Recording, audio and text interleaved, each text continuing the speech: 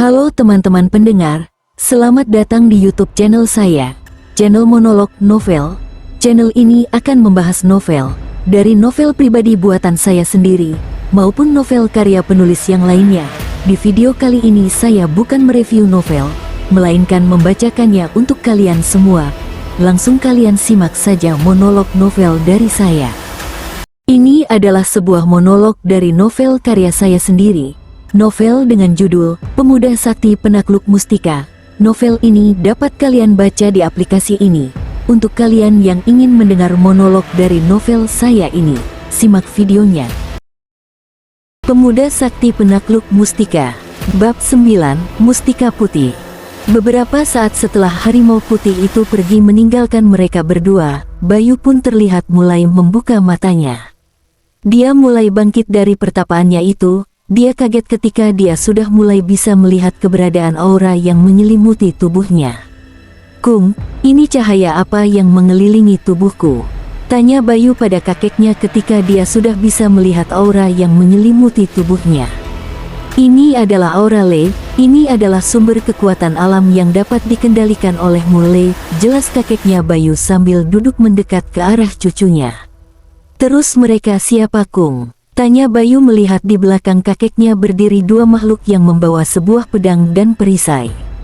"Oh alah mereka ya Le, mereka adalah khodam yang ada pada keris Kakung Le," jelas kakeknya Bayu.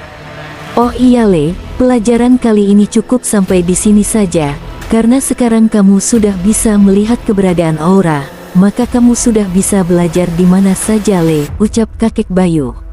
"Ayo kita pulang Le, ini sudah hampir pagi. Kamu juga harus berangkat ke sekolah. Namun satu pesan Kakung, kamu jangan pernah memamerkan apa yang Kakung ajarkan, tapi bantulah orang-orang dengan apa yang Kakung ajarkan padamu Le," ucap Kakung sambil mengusap kepala Bayu dengan lembut. "Iya Kung, Bayu akan melakukan apa yang Kakung ucapkan. Lagi pula Bayu juga tak berniat memamerkan ini, karena tak mungkin teman-teman Bayu percaya dengan apa yang Bayu miliki," ucap Bayu. "Iya Le, ya sudah kita pulang saja," ajak kakek Bayu dan langsung menggandeng Bayu berjalan pulang ke rumahnya. Ketika sedang berjalan, Bayu pun mulai menunjukkan apa yang dia dapat pada saat di goa, dan dia juga banyak pertanyaan yang ingin ia tanyakan. Pertanyaan itu ia dapat ketika ia bertapa tadi, karena pada saat di pertapaan, dia berkomunikasi dengan ketiga mustika yang ada pada tubuhnya itu. "Oh iya Kung, aku punya kelereng baru lagi, dia berwarna putih, Kakung mau lihat tidak?" ucap Bayu ingin memamerkan mustika yang ia dapat. "Kelereng seperti apa yang kamu dapat Le, dan juga kamu dapat dari mana Le?" tanya kakeknya Bayu. Bayu pun memejamkan matanya dan memanggil mustika itu. Seketika pancaran cahaya putih memancar dari dada Bayu dan jatuh ke tangan kirinya. "Ini Kung, aku dapat dari dalam goa pas menyelamatkan Mbak Lisa," ucap Bayu menunjukkan mustika putih pada kakeknya. Kakeknya hanya diam kaget melihat apa yang Bayu pegang. Mustika yang dipegang Bayu merupakan mustika yang dapat berwujud menjadi senjata magis yang sangat kuat ataupun menjadi alat yang membuat siapapun yang memilikinya bisa berpindah tempat kemanapun hanya dengan menyebutkan nama dan membayangkan tempatnya. Namun kakeknya Bayu hanya tahu bahwa mustika itu sama kuatnya dengan mustika merah yang pertama kali Bayu dapatkan. Beliau tak tahu pasti apa yang bisa dilakukan oleh mustika itu, namun beliau tahu satu atau dua kegunaan mustika putih yang dipegang oleh cucunya ini, yaitu berteleportasi dan menjelma menjadi sebuah senjata magis. "Wah sangat indah ya Le, gimana kamu bisa dapat benda ini Le?" tanya kakeknya Bayu. "Ini datang sendiri Kung, kelereng ini datang ketika Bayu sedang bertarung dengan makhluk yang menyeramkan di dalam goa itu," ucap Bayu polos. "Kah, kamu bertarung Le? Kamu bertarung dengan siapa?" tanya kakek Bayu terkejut dengan apa yang Bayu ucapkan. "Aku gak tahu itu apa Kung, tapi makhluk itu besar, hitam dan berbulu, terus juga matanya merah gitu Kung," ucap Bayu menjelaskan sambil sedikit mempraktekkan bentuk makhluk yang ia lawan. "Astagfirullah, ternyata kamu melawan genderuwo ya Le, tapi kamu gak apa-apa kan Le?" tanya kakeknya Bayu. "Aku gak apa-apa Kung, soalnya aku diselamatkan oleh kelereng ini," ucap Bayu sambil melirik ke arah mustika putih yang ada di tangannya. Oh iya Le, Kakung akan memberitahu kamu tentang kekuatan mustika putih ini, ucap Kakung sambil berhenti. Loh Kakung kok berhenti, ada apa Kung? Ucap Bayu penuh tanda tanya dan bingung dengan apa yang kakeknya lakukan. Kakung akan menjelaskan padamu Le, kekuatan mustika putih yang ada di tanganmu itu, dia merupakan sebuah mustika penjelmaan dan juga untuk berteleportasi, ucap kakeknya Bayu. Teleportasi itu apa Kung? Terus penjelmaan itu apa? Tanya Bayu pada kakeknya. Teleportasi itu artinya kamu bisa berpindah tempat semau kamu Le, kemanapun dan kapanpun, jelas kakeknya Bayu.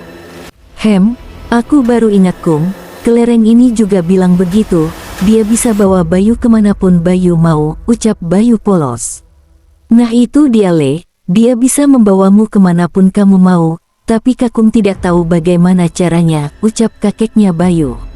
Aku coba tanya saja sama dia Kung, soalnya setiap Bayu tanya pasti dia jawab, ucap Bayu sambil mendekatkan mustika itu di mulutnya. Halo kelereng putih, tolong beritahu aku bagaimana cara berpindah tempat, ucap Bayu pada mustika putih itu.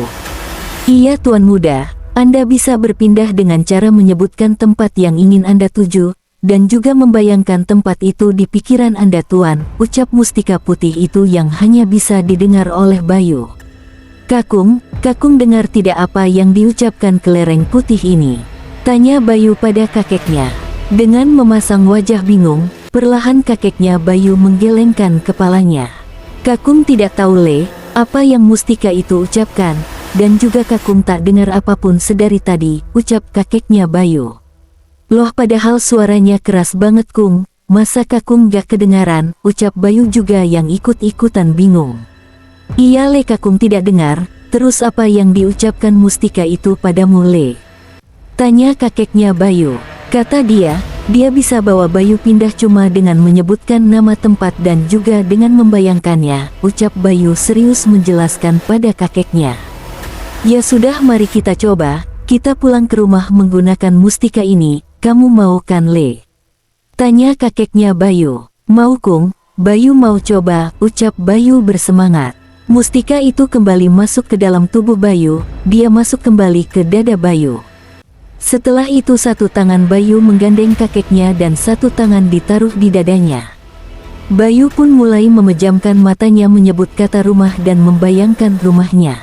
Seketika mereka berdua berpindah tempat dan jatuh tepat di depan pintu rumahnya, sehingga menimbulkan suara benturan cukup keras hingga neneknya Bayu terbangun dan keluar dari dalam rumah. Ketika neneknya Bayu keluar dari rumah dan mendapati Bayu dan kakeknya jatuh terduduk di depan pintu rumahnya sambil sedikit kesakitan. Neneknya Bayu terlihat cukup kaget dengan apa yang ia lihat. Astagfirullah Kang Mas, Bayu, kalian kenapa malah duduk-duduk di depan pintu seperti ini? Kenapa gak langsung masuk ke dalam saja, ucap neneknya Bayu sembari membantu mereka berdua bangun. Sudah jangan banyak tanya dulu, nanti akan kujelaskan, sekarang kamu lebih baik siapkan sarapan untuk kami, karena sebentar lagi pagi, ucap kakeknya Bayu. Iya Kang Mas, ayo Le masuk istirahat dulu setelah itu baru kamu mandi dan berangkat ke sekolah, ujar neneknya Bayu. Iya Uti, Bayu ke kamar dulu mau istirahat, jawab Bayu pada neneknya.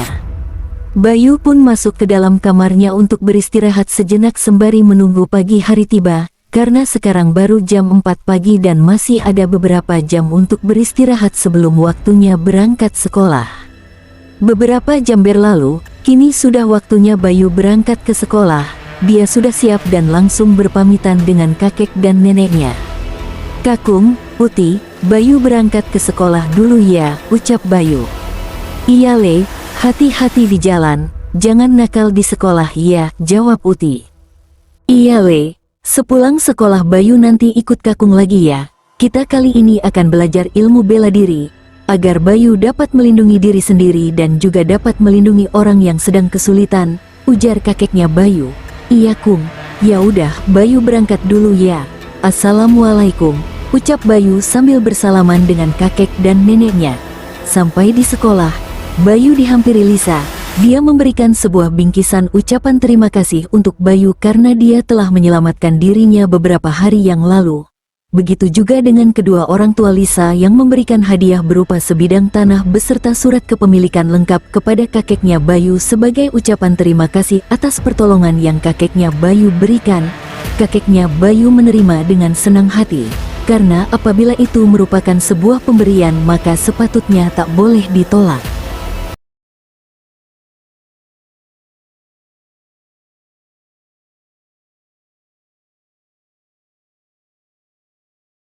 Terima kasih telah mendengar monolog dari saya.